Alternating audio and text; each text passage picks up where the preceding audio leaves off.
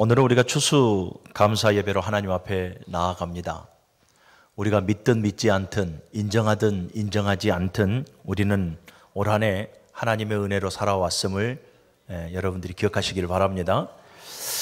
그래서 우리가 추수감사 예배로 하나님 앞에 나아가고 말씀을 받기 전에 우리 이 시간에 한번 고백합시다. 하나님 감사합니다. 하나님 사랑합니다. 우리 박수로 하나님께 영광 올리겠습니다. 하나님 사랑합니다. 하나님 감사합니다. 네. 박수를 안 치시는 분들은 어쩌자는 거죠. 올 한 해 여러분들의 삶의 뒤를 한번 돌아보십시오. 여러분들의 족적을 한번 돌아보면 여러분들이 살아온 것이 많습니까? 하나님의 인도하심으로 살아온 것이 많습니까? 올 한 해를 살아오면서 하나님께 받은 은혜와 하나님께 받은 그 사랑을 한번 묵상해 보시기를 바랍니다. 참으로 많은 은혜와 감사의 목록들이 떠오르게 될 줄로 믿습니다. 우리의 가정에 베풀어 주신 하나님의 은혜, 그래서 우리 가정이 하나님께서 주시는 평안을 누리는 것이고요. 우리들의 자녀들에게 부어주신 하나님의 은혜, 걸음걸음을 인도해 주신 하나님의 은혜가 있죠. 또한 또 우리들의 모든 삶의 현장에 하나님께서 복을 내려주심으로 말미암아서 우리가 이나마 기름지게 살아갈 수가 있는 것입니다. 목사 개인으로 봤을 때에 올 한 해 가장 큰 은혜, 딱 눈에 보여지는 은혜, 그러면 뭐겠습니까? 문흥제일교회로 보내주셔서 여러분들과 함께 하나님께서 예배하게 하신, 그래서 하나님의 나라를 세워가게 하신 그 하나님의 은혜가 제게는 올해 가장 기억에 남습니다. 이러한 가시적인 것들 말고요, 눈에 보여지고 경험하는 이런 가시적인 것들 말고 신앙 안에서 또 한번 찾아보시기를 바랍니다. 신앙 안에서 찾아보면 얼마나 하나님께서 우리에게 더 많은 은혜를 부어주셨는가를 깨달아 알아갈 수가 있어요. 저와 여러분들의 믿음이 굳건해서 우리가 신앙의 삶을 살아온 게 아니죠. 하나님께서 저와 여러분들의 믿음을 도와주십니다. 저와 여러분들의 믿음이 믿음되어지도록 굳건케 붙들어 주셨습니다. 우리가 하나님의 말씀을 모두가 다 깨달아 알아가서 우리가 지금까지 온 것 아니죠. 성령, 보혜사 성령께서 하나님의 말씀을 깨닫게 하시고 감동감화 인도하심으로 지금 우리가 걸어온 거예요. 할렐루야. 또 저와 여러분들이 하나님께 구했던 모든 기도의 제목에도 하나님께서 응답하여 주심으로 우리가 지금까지 살아오게 되어진 것입니다. 뿐만 아니라 모든 어둠과 모든 실패와 모든 저주와 모든 사건과 사고로부터 하나님께서 저와 여러분들을 지키시고 보호하셨기 때문에 올 한 해 우리가 이 추수감사 예배에 함께하여 하나님 앞에 찬송으로 경배하고 있다. 이것을 여러분들이 기억하시기를 바랍니다. 자, 이처럼 하나님의 은혜와 감사의 목록들이 우리의 삶 속에 너무나 풍성하지 않습니까? 이처럼 하나님의 감사와 그 은혜의 목록 앞에 우리가 깊이 생각하고 깊이 고백해 봐야 할 것은 도대체 하나님은 왜 나를 사랑하시는가? 도대체 하나님은 왜 나 한 사람에게 이처럼 목말라 하시는가? 내가 하나님 앞에 드릴 수 있는 것도 없는데, 내가 하나님 앞에 온전히 서일 수 있는 자도 아닌데, 날마다 쓰러지고 넘어지고 날마다 부끄러운 삶 속에 넘어져 오는 나를 하나님은 왜 이처럼 사랑하실까? 하나님의 말씀에 순종하는 삶을 온전히 살아가지도 못하는데 그분의 감동과 그분의 주시는 감격 아래 그분의 인도하심 속에 온전히 살아가지 못하고 여전히 육신의 그 악한 감정대로 살아가는 나인데 왜 하나님은 이처럼 자격 없는 나에게 목말라 하실까? 우리가 깊이 사유하면 큰 은혜가 되어지는 거죠. 할렐루야.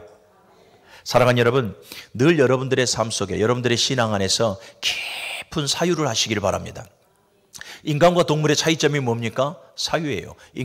동물은 여러분 깊은 사유가 필요 없습니다. 그냥 본능적으로 살아가는 것 아니겠습니까? 그런데 우리 인간에게는 하나님께서 무엇을 주셨습니까? 하나님의 모양과 형상을 닮은 인격체로 우리를 세우셨습니다. 그리고 깊은 것을 사유할 수 있도록 하나님께서 우리에게 은혜를 주셨어요. 그러니 여러분, 늘 하나님의 은혜를 한번 깊이 묵상을 해보세요. 하나님의 말씀도 여러분 그냥 읽고 듣고 그냥 끝내버리는 것이 아니라요, 나에게 주시는 그 말씀 하루 종일 한번 계속해서 반복해서 읽고 묵상해 보십시오. 그 말씀이 정말로 우리에게 양약이 되어지고요, 그 말씀이 정말로 꿀송이보다 더 달고요, 그래서 이제 그 말씀이 우리의 걸음걸음 상기되어 우리를 인도해 주시는 줄로 여러분들 믿으시기를 바랍니다. 그래서 사유하십시오. 하나님 왜 이렇게 나에게 목말라 하십니까? 자격 없는 나를 왜 이처럼 사랑하십니까? 오늘 본문을 보게 되어지면 고난의 대명사라 말하는 이 욥이라 하는 사람을 보게 됩니다. 그리고 오늘 우리가 읽었던 이 7장에서 보게 되어지면은요, 욥이 2장에서부터 어마어마한 고난을 당하죠. 1장 중반절에서부터요. 이 어마어마한 고난. 그래서 자신에게 지금 고난을 가하시고 또 자신의 삶을 이처럼 간섭하시는 하나님 앞에 얼뜻 보게 되어지면 자신의 고통을 지금 호소하는 내용이 오늘 본문의 내용인 것 같습니다. 힘들죠. 하루아침에 모든 것을 잃어버렸기 때문에 얼마나 그의 삶이 힘들겠습니까? 그런데 우리는 오늘 본문을 이 지금 욥이 자신의 삶에 고난을 가중시켰던 하나님을 원망하고 불평하고 불신하는 그 모습으로 접근하면 오늘 본문은 우리에게 은혜가 되어지지 않습니다. 그렇게 접근할 것이 아니라요, 정말로 이 고난 가운데에 그래도 욥을 버리지 아니하시고 이 고난 가운데에 끝까지 욥을 사랑하시는 그 하나님을 우리가 발견할 수 있기를 주님의 이름으로 간절히 축원합니다. 사랑하는 여러분, 욥의 일대기를 우리는 성경을 통해서 잘 알죠. 욥은요, 하나님의 실존을 인정했던 사람이에요. 그리고 하나님의 주권을 늘 높이 세웠던 사람이 바로 욥입니다. 욥을 보십시오. 욥은 동방의 의인이었고요, 갑부였고요, 온전하였고 하나님 앞에 온전하였고 정직하였고 또 늘 하나님을 경외하여 악에서 떠난 삶을 살아갔던 자가 바로 욥입니다. 그처럼 그처럼 경건한 삶을 살아감으로 말미암아 하나님께서 베풀어 주신 그 은혜를 얼마나 풍성하게 누리며 살아갑니까? 열 자녀들이 행복하게 생일을 맞이하고 생일 이후에는 하나님 앞에 혹여 무지 중에 죄범하였을까봐 자녀들의 명수대로 하나님 앞에 번제했던 자가 바로 욥입니다. 얼마나 경건합니까? 그런데 어느 날 보니 욥에게 고난이 닥치기 시작합니다. 종들이 계속해서 연이어서 보고를 합니다. 주인이시여, 스바 사람들이 와서 종들을 다 죽여버렸습니다. 광풍이 불어서 당신의 열 자녀가 다 죽어버렸습니다. 갈대아 사람들이 와서 당신의 모든 재산을 다 빼앗아가 버렸습니다. 고난의 시작이죠. 이 고난 앞에 욥의 고백을 보시기를 바랍니다. 욥기서 1장 21절을 보면 주시니도 여호와시요 거두니시니도 여호와이시니 오직 여호와 이름만 찬송받을지어다. 욥이 이 모든 일에 죄범하지 아니하였더라라고 말을 합니다. 뿐만 아니죠. 또 모든 것을 잃어버렸고 더 나아가서 자신의 몸도 악창이 들었습니다. 얼마나 심히도 괴로웠으면 기와장을 가지고 자신의 피부 가죽을 벗겨낼 정도로 정말로 힘든 그 삶을 살아가지 않습니까? 그런데 이러한 상황 가운데에 정말로 큰 힘과 위로가 되어져야 될 자신의 아내가 어떻게 말합니까? 자신에게 저주를 퍼붓습니다. 여호와 하나님을 욕하고 차라리 죽어버리라라고 저주를 퍼붓습니다. 이러한 상황 속에 욥의 고백이 욥기서 2장 10절을 보니까 어리석은 여자여 우리가 하나님께 복을 받았은즉 화도 받지 않겠느냐. 욥이 이 모든 일에 입술로 하나님께 죄범하지 아니하였더라. 할렐루야. 여러분, 이 고백을 통해서 욥은 하나님의 실존을 인정하고 있고 하나님의 섭리를 인정하고 있고 모든 상황 그리고 개인의 모든 삶 속에 주권자는 하나님이시다는 것을 분명하게 인식하고 고백하며 나아가더라라는 거예요. 그러니 오늘 본문을 우리가 욥이 원망하고 불평하고 불신하며 나아가더라라는 것으로 해석하면 안 되더라라는 거예요. 그리고 또 욥은요, 하나님이 자기 자신을 얼마나 사랑하시는지를 이 고난 속에서 발견하게 됩니다. 그래서 고백하는 내용이 오늘 본문의 내용인 거예요. 17절에서부터 19절의 말씀 우리 같이 큰 목소리로 같이 읽어보겠습니다. 17절에서부터요. 시작. 사람이 무엇이기에 주께서 그를 크게 만드사 그에게 마음을 두시고 아침마다 권징하시며 순간마다 단련하시나이까. 주께서 내게서 눈을 돌이키지 아니하시며 내가 침을 삼킬 동안도 나를 놓지 아니하시기를 어느 때까지 하시리까. 아멘. 할렐루야.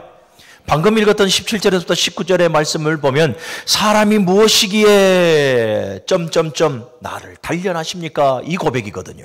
사람이 무엇이기에. 여러분, 이 고백을 오늘 17절에서 19절의 이 말씀을 제가 이렇게 의역하여서 제목을 삼아 본 거예요. 따라합시다. 하나님, 왜 나를 사랑하십니까? 하나님, 왜 나를 사랑하십니까? 할렐루야. 오늘 방금의 우리가 읽었던 그 본문이 바로 이런 거예요. 하나님, 왜 나를 사랑하십니까?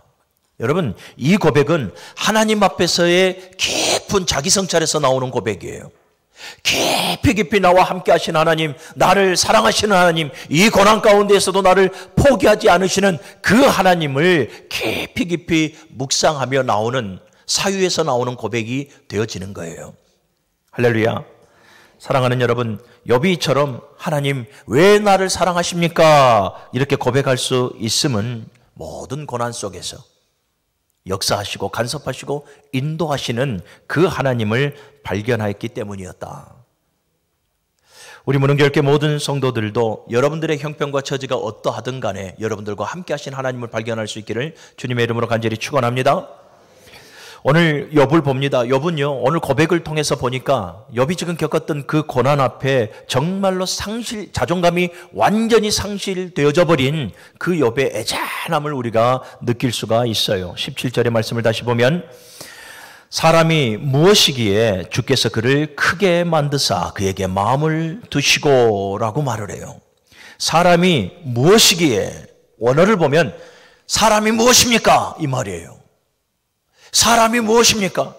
그 한 사람이 비천하다 이 말이에요. 그 한 사람이 연약하다 이 말이에요. 그 한 사람이 정말로 볼품없도록 하나님 앞에서 볼품없는 존재라는 것을 지금 말하는 것이죠. 그래서 이 말을 욥의 입장에서 의역을 해본다면 이렇게 고백하는 거예요. 나 같은 것이 무엇이라고. 하나님, 나 같은 것이 무엇이라고. 이렇게 고백하고 있는 거예요. 이 고백은 인간의 실존과 인간의 그 경험치의 결과가 아픔과 고통뿐인 절망적인 존재라는 것을 우리에게 지금 상기시켜 주는 거예요. 하나님, 나 같은 것이 무엇이라고. 여러분, 사실은 이 고백이 우리의 고백이 되어져야 할 줄로 믿으시기를 바랍니다. 우리가 세상 가운데 성공해도, 우리가 세상에서 무엇인 것을 이루어 봐도, 우리가 세상에서 부와 명예와 권세를 마음껏 가지고 있는다고 할지라도 우리는 하나님 앞에서 정말로 분토만도 못한 존재고 지렁이만도 못한 존재고 연약하기 그지없는 존재가 바로 저와 여러분들이에요. 그래서 우리도 하나님 앞에 늘 고백하기에 사람이 무엇입니까? 내가 무엇입니까? 하나님, 나 같은 게 무엇이라고. 우리는 이렇게 고백할 수 있는 영적인 실력과 지혜가 있어야 될 줄로 믿습니다. 욥은 처절하게 무너져버린 절망적인 그 상황 가운데 완전히 자존감이 상실되어져 버린 그 모습을 우리에게 지금 보여주고 있어요. 나름 하나님 앞에 온전하게 살아가려고 애썼습니다. 나름 정직하고 나름 하나님을 경외하며 살아가려고 애썼습니다. 모두가 죄와 짝하며 살아갈 때에 죄를 미워하고 죄를 대적했으며 신앙 안에서 모든 가족들과 함께 행복한 삶을 이루어 살아갔던 것이 바로 욥이었습니다. 그런데 그러한 삶을 살아갔는데 그에게 지금 돌아온 것은 뭡니까? 그 많던 재산이 하루아침에 다 재산을 빼앗겨버립니다. 함께했던 종들도 다 죽어버렸고요. 생명과 같았던 10자녀도 하루아침에 다 죽어버립니다. 그리고 더 나아가서 이 자신의 몸이 악창으로 말미암아서 날마다 정말로 자기의 생일을 저주할 정도로 심히 고통 가운데 살아가고 있습니다. 더 고통스러운 것은 이러한 상황인데도 어느 누구 하나 위로자가 되어지지 않습니다. 자기의 평생의 반려자인 자기의 아내도 저주합니다. 자기를 위로한다시고 찾아왔던 이 친구들도 점차 그들의 말을 보니까 욥을 비판합니다. 더 나아가서는 완전히 욥을 정죄하기 시작합니다. 여러분, 이 상황 가운데 내몰리면은요, 욥뿐만 아니라 오늘 여기서 예배하는 우리 모두도 다 완전히 자존감이 다 상실되어져 버리고 맙니다. 그런데 여러분, 욥은요, 정말로 자존감이 상실되어져 버린 이 상황 속에서도 욥은 소망을 갖습니다. 왜 소망을 갖습니까? 주어진 상황을 보는 것이 아니라 하나님을 보기 때문에 그래요. 주어진 상황을 보면 절망할 수밖에 없고요. 완전히 자존감이 제로가 되어져서 스스로가 완전히 파괴적인 행동을 할 수밖에 없습니다. 그런데 욥은 그 상황을 보는 것이 아니라 하나님을 봐요. 다시 한 번 더 17절의 말씀을 보면 사람이 무엇이기에 주께서 그를 크게 만드사. 아멘. 사람이 무엇이기에, 하나님 나 같은 것이 무엇이라고요? 하나님 내가 무엇입니까? 정말로 하나님 앞에 이처럼 하찮은 존재 아닙니까? 그런데 봐보세요. 그 다음에 주께서 그를 크게 만드사. 이 크게 만드사라는 이 히브리어 원어를 보게 되어지면 존귀하게 여기다, 귀중하게 여기다, 위대하게 여기다, 또 중요하게 여기다, 이러한 다양한 뜻을 가지고 있어요. 비참해질 대로 비참해져 있는 이 상황 속에 욥 스스로도 어떻게 합니까? 자신의 생일을 저주할 정도로 완전히 자존감이 바닥이 나버린 상태예요. 그리고 욥을 바라봤던 그의 아내와 그의 친구들을 보시기를 바랍니다. 그를 바라보는 모든 시선이 곱지 않습니다. 다 욥을 어떻게 봅니까? 그가 동방의 갑부였을 때, 나름대로 정말로 이 위치에 있었을 때에 모든 사람이 그렇게 보지 않았겠죠. 그런데 무너져버린 그 욥을 향해 욥을 바라보는 시선은 그렇게 곱지만은 않습니다. 욥을 하찮게 봐요. 욥 스스로도 자기 자신을 자존감 없이 보고 있지 않습니까? 그런데 사랑하는 욥은 욥이 믿는 하나님은 달리 봐요.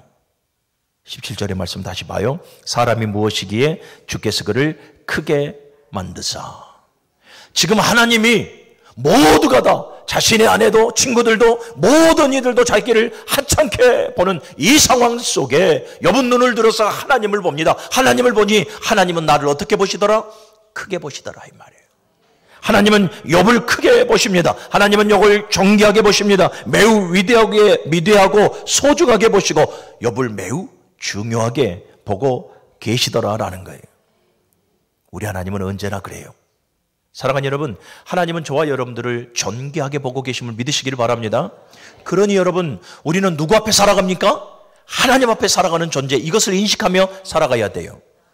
우리가 사람 앞에 살아가고 있고 세상 앞에 살아가고 있다고 생각하니까 자꾸 우리는 세상의 평가에 목말라 하고요, 사람의 평가에 목말라 하고요, 그 사람의 평가에 어떻게 합니까? 나를 꾸미고 포장하려고 해요. 사랑하는 여러분, 우리는 사람의 평가에 목말라 할 필요도 없어요. 세상의 평가에 안주해서도 안 돼요.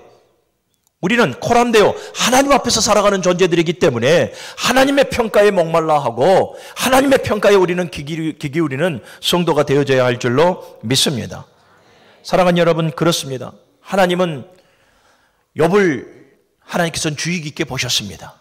욥을 주의 깊게 보심으로 말미암아 욥의 신앙을, 욥의 인격을, 욥의 품위와 욥의 지위와 욥의 모든 삶을 하나님께서 구체적으로 꼼꼼하게 보심으로 말미암아서 욥을 평가하셨습니다. 평가하니 욥은 존귀한 자라.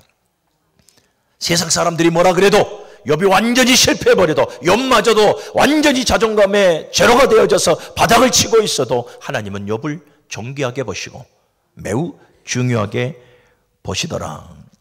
하나님이 그래요. 하나님이 사랑하는 여러분, 저와 여러분들을 크게 보시는 줄로 믿으시기를 바랍니다. 자격 없었던 술람미 여인을 사랑했던 솔로몬처럼, 자격 없었던 이 음탕한 여자 그 고멜을 사랑했던 호세아처럼, 자격 없었던 이스라엘 백성들을 사랑하셔서 구원하셨던 그 하나님의 그 은혜가 오늘 자격 없는 저와 여러분들에게도 동일하게 주어지고 있음을 사랑하는 여러분들을 기억하시고 힘내어 살아갈 수 있기를 주님의 이름으로 간절히 축원합니다. 하나님은 욥을 크게 보십니다. 욥을 크게 보실 뿐만 아니라 하나님은 욥을 상실한 마음대로 내어버려 두시는 것이 아니라 그를 위로하시더라라는 거예요. 욥의 모든 주변인들, 그의 아내나 그의 친구들이나 모든 주변인들은 욥에게 위로가 되어지지 못합니다. 욥을 도리어 비판하고 정죄하고, 그래서 욥의 고통을, 욥이 지금 직면해 있는 그 고통을 더욱더 가중시킬 뿐이지 어느 누구도 지금 욥의 처한 상황을 위로해 주지 않더라. 사랑하는 여러분, 신앙의 삶이 그래요. 신앙의 삶뿐만 아니라 세상의 삶도 마찬가지인 것 같아요. 어느 누구도, 물론 많은 사람들이 우리에게 위로의 말을 건네고 격려하고 권면도 해줍니다만은 그것은 온전하고 완전한 위로가 되어지지 않습니다. 특별히 신앙생활에서는 더 그렇습니다. 하나님과의 나와의 관계 속에서 주어진 모든 일들, 합력하여 선을 이루시는 그 하나님, 나한 사람을 구원하시기 위해서 때로는 위로하고 격려하고 칭찬하고 권면도 하시지만 나한 사람을 바로 세우기 위해서 하나님께서 우리에게 징계를 주실 때도 많아요. 고난을 주실 때도 많다 이 말이에요. 그래서 많은 사람들, 특별히 세상 사람들이 예수 믿는 나를 보고 이해를 못합니다. 왜 당신은 예수 믿으면서 이처럼 질병 가운데 놓여야 되고 이처럼 실패해야 되고 이처럼 늘 환난 가운데 살아가야 하는가? 세상 사람들은 알아주지 못해요. 세상 사람들은 나의 위로가 되어지지 못합니다. 사랑하는 여러분, 하나님밖에 없는 거죠. 욥에게도 마찬가지잖아요. 그의 아내도 그의 친구들도 어느 누구도 욥의 이 삶을 이해해 주지 않습니다. 그리고 위로해 줄 수도 없습니다. 그런데 하나님은 달라요. 하나님은 욥을 위로하고 계시더라라는 거죠.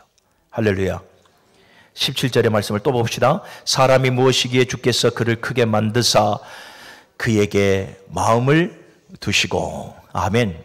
그에게 마음을 두시고. 이 원어로 직역하면 그의 위에 당신의 마음을 두시다 이 말이에요. 그의 위에 당신의 마음을 두시고 라는 거예요.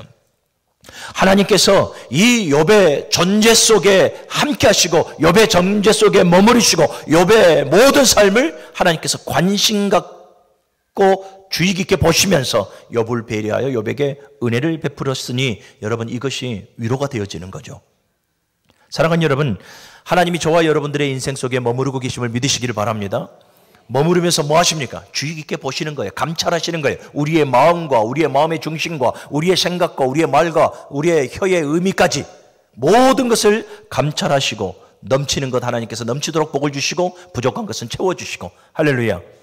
길을 잃어 방황하지 않도록 인도해 주시는 분이 바로 우리 하나님이시더라라는 거예요. 사랑하는 여러분, 얼마나 감사합니까? 얼마나 감사해요. 하나님께서 자신의 인생에 관심을 갖고 배려하시는, 은혜를 베푸시는, 만들어가시는 그 하나님을 욥이 발견한 거죠. 그래서 고백하는 거예요. 17절에 그에게 마음을 두시고. 할렐루야. 사랑하는 여러분, 사람이 진짜 고독하고 외로울 때가 언제인 줄 아십니까? 경험들 해보셔서 굳이 말씀드리지 않아도 아실 겁니다만은 사람이 진짜로 외롭고 고독할 때는 언제냐면 어느 누군가에게 관심받 대상이 되어졌을 때, 어느 누군가에게 관심받 대상이 되어졌을 때 우리는 소외되어지는 거죠. 우리는 외로운 것이고요. 대개 죽을 만큼 외롭고 고독한 거예요. 남편에게 아내가 관심받 대상이 되어진다면 그 아내는 얼마나 슬프겠습니까? 아버지가 자녀들에게 또 아내에게 관심받 대상이 되어진다면 얼마나 고독하겠습니까? 자식들에게 그 어머니가, 그 아버지가 관심받 대상이 되어진다면 여러분 죽을 만큼 힘듭니다. 얼마나 외롭고 고독합니까? 이루 말할 수 없을 것입니다. 얼마 전에 TV를 보니까 한 여자 연예인이 이혼을 했어요. 2번 이혼을 해서 TV에 이혼 프로에 나와서 하는 말이 이렇게 말을 하죠. 이혼 이후에 외로운 것은 견딜만하고 아무것도 아니다. 진짜 힘들었던 것은 같이 있으면서 외로운 것. 같이 있으면서 외로울 때가 정말 견디지 못하는 외로움이었고 고독함이었다. 그러니까 이혼하기 전에 남편과 같이 있으면서 이 여자 연예인은 어떻게 했다라는 것입니까? 이 소외를 당한 거예요. 관심받 대상이 되어져 버린 거예요. 그러니 얼마나 힘들어요. 얼마나 고독해요. 모든 것을 잃어버리고 모두에게 거절당하고 아무도 그의 위로가 되어지지 않는 이러한 상황 가운데, 이처럼 자존감이 현저하게 떨어져 있는 이 상황 가운데에 하나님은 욥에게 마음을 두셨더라. 하나님은 욥에게 마음을 두시고 욥에게 관심을 가지고 계셨다라는 것을 여러분들이 기억하시기를 주님의 이름으로 간절히 축원합니다. 그러면 하나님께서 지금 욥에게 관심을 갖고 계셨다라는데 어떻게 관심을 가지고 계시는가? 2가지로 정의할 수 있습니다. 우리 18절의 말씀을 또 같이 읽어봅니다. 시작. 아침마다 건진하시며 순간마다 단련하시나이까. 아멘. 지금 욥이요, 하나님께서 나에게 관심 갖고 있다는 것을 어떻게 아냐면 첫 번째는 하나님께서 지금 나와 함께 하심을 깨달았다라는 거예요. 상황은 그의 종들도 재물도 자녀들도 아내도 저주하고 친구들도 비판하고 정죄하는 이 상황은 누가 봐도 정말로 실패한 상황이고 실패하고 저주받은 상황과 같지만은, 그런데 하나님은 어떠하십니까? 그 자리에 욥과 함께하고 계시더라라는 거예요. 18절에 보십시오. 아침마다 권징하며 순간마다 단련하셨다 그래요.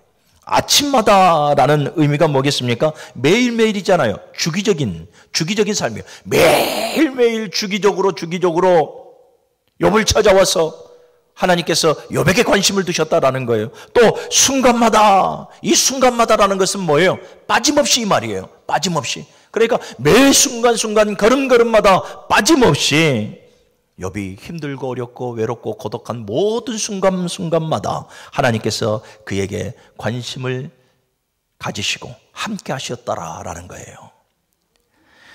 이사야서 41장과 42장의 말씀을 보면 하나님께서 정말로 우리와 함께 하신다라는 그 고백이 얼마나 가슴에 와 닿는가를 볼 수가 있습니다.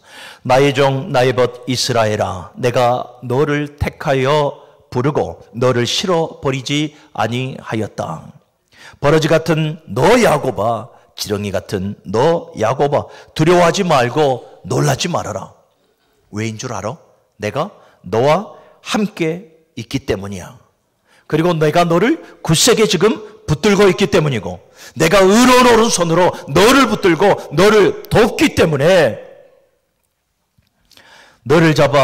내 손이 너를 잡아 보호하고 너를 세워 언약을 이루어 이방에 빛이 되게 할 것이기 때문에 지렁이 같은 너 야곱아, 버러지 같은 너 야곱아, 두려워하지 말라. 할렐루야. 함께 한다라는 거예요.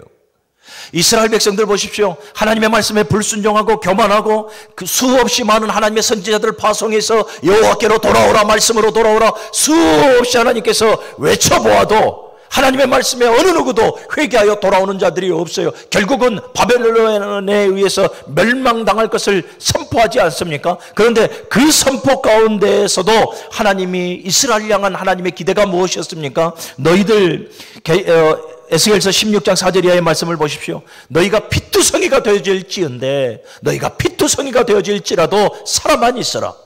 내가 다시 너희에게 말하노니 너희가 피투성이가 되어져 있을지라도 제발 살아만 있으라. 내가 네 곁을 지날 때에 내가 사랑한다 너에게 고백할 것이고, 내가 내 옷으로 너에게 입히리니, 그래서 너의 모든 수치와 부끄러움들을 가리고 너를 회복시키리니, 그 이유가 뭐냐면 너는 바로 내게 속한 자이기 때문이라. 할렐루야. 사랑하는 여러분, 하나님은 당신께서 택한 백성은 절대로 실어버리지 않으십니다. 내가 소위 하나님 앞에서 정말로 맹랑한 삶을 살아간다 할지라도, 하나님 없는 백성처럼 미련하고 어리석은 자처럼 하나님이 없다 말하며 살아가는 완전히 폐륜적인 행위를 하며 내가 살아간다 할지라도, 하나님께서 택한 백성이라면 절대로 우리를 포기하지 않으십니다. 욥이 나와 함께 하신 하나님을 깨달은 거죠.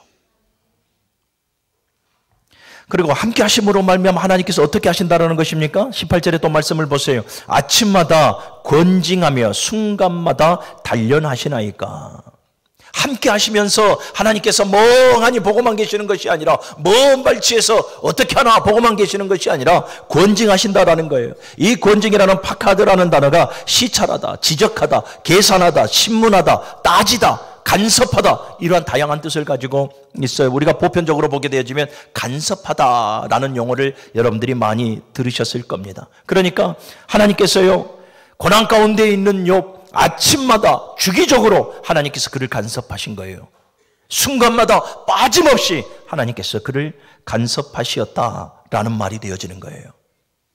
욥을 바라보면서 욥을 시찰하시고 욥을 찾아가시고 욥에게 지적하시고 권면하시고 격려하시고 간섭하심으로 말미암아서 이제는 욥이 그동안 귀로만 들었던 하나님을 눈으로 보게 하시더라라는 거죠. 할렐루야. 여러분, 하나님은 모든 것에 합력하여 선을 이루신 분임을 믿으시기를 바랍니다. 저와 여러분 한 영혼을 온전히 구원받은 자로 세우시기 위하여서 모든 것을 합력해요. 때로는 형통과 평안과 때로는 좋은 만남과 여러 가지 긍정적인 그 요소들로 하나님께서 합력하여 하나님을 우리 가운데 계시함으로 말미암아서 우리로 하여금 믿음이 믿음되게 하셔서 이끌어 가시는 그럴 때도 있어요. 그러나 때로는 우리에게 고난을 주세요. 도무지 감당할 수 없는, 도무지 이해할 수 없는 그 고난을 우리에게 주셔가면서도 우리가 하나님의 사람으로 세워져 가고 만들어 가도록 하나님께서 모든 것을 합력하시는 거죠. 이게 간섭이에요. 이게 간섭. 사랑하는 여러분, 저와 여러분들은 하나님의 간섭을 받을 때가 그것이 복되다라는 것을 기억하시기를 바랍니다. 매일매일의 삶 속에, 우리의 인생 모든 여정 속에 사랑하는 여러분, 하나님께서 늘 저와 여러분들과 함께 하심을 믿으시기를 바랍니다.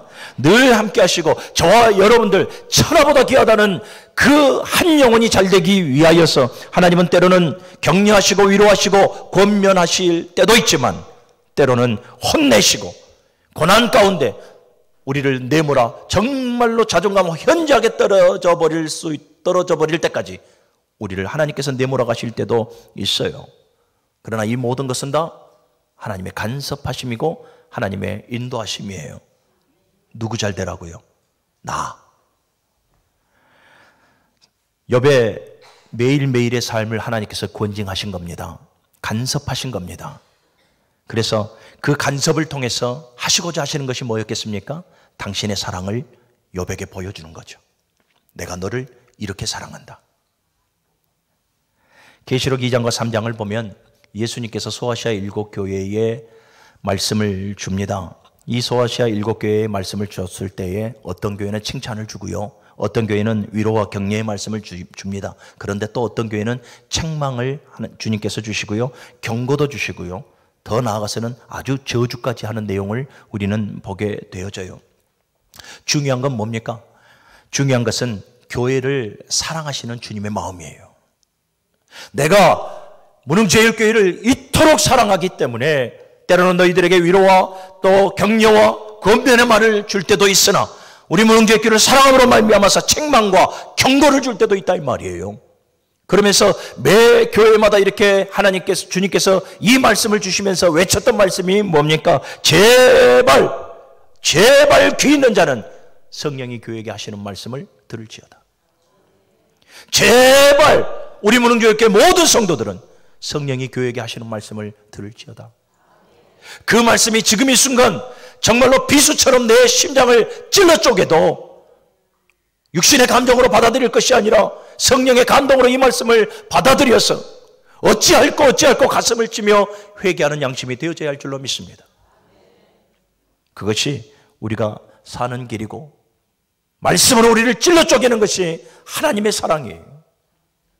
이스라엘아 여호와의 말씀으로 돌아오라. 오호라 우리가 여호와를 알자. 우리가 여호와를 힘써 알자. 할렐루야.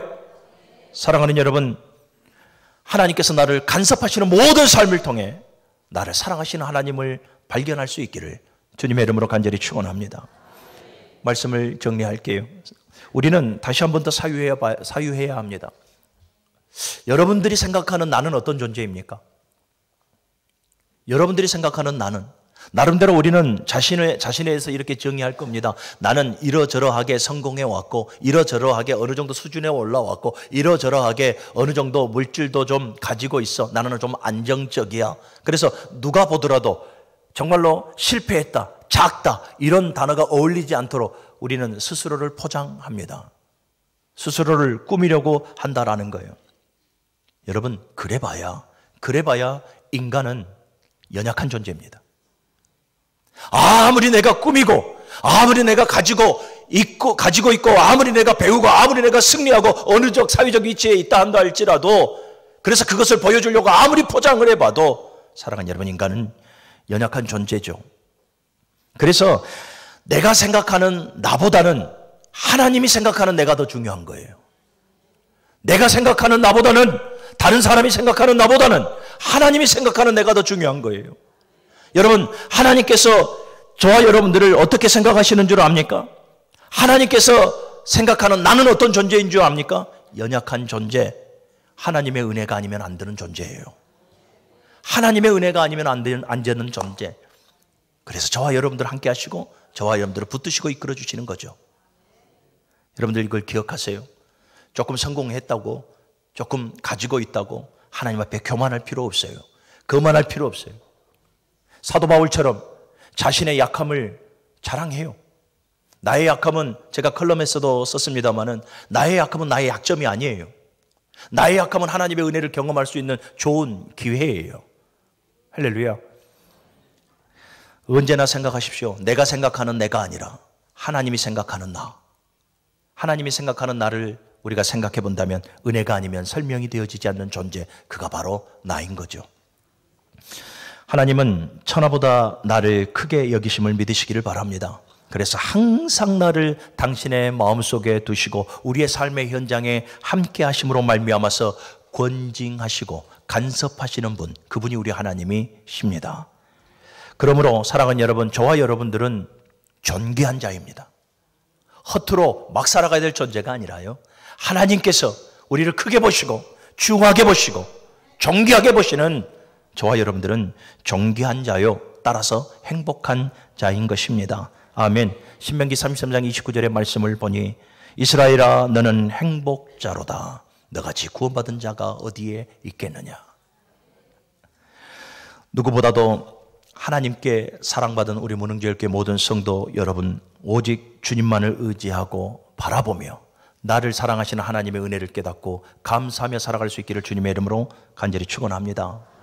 감사하는 자는 여러분 이러한 자가 되어져야죠. 가시적인 목록들만 바라보고 계산하여 하나님 앞에 감사하는 조건적 감사, 상대적 감사자가 되지 말고, 죄와 사망 가운데 이미 죽어버렸던 우리를 그리스도를 십자가 위에서 죽이심으로 말미암아 당신의 사랑을 우리에게 보여주셨던 것처럼, 사랑하는 여러분, 믿음의 눈을 열어서 나를 사랑하는 하나님을 발견하십시오. 사랑하는 여러분, 감사의 본질이 뭐냐? 감사의 본질은 하나님을 발견하는 겁니다.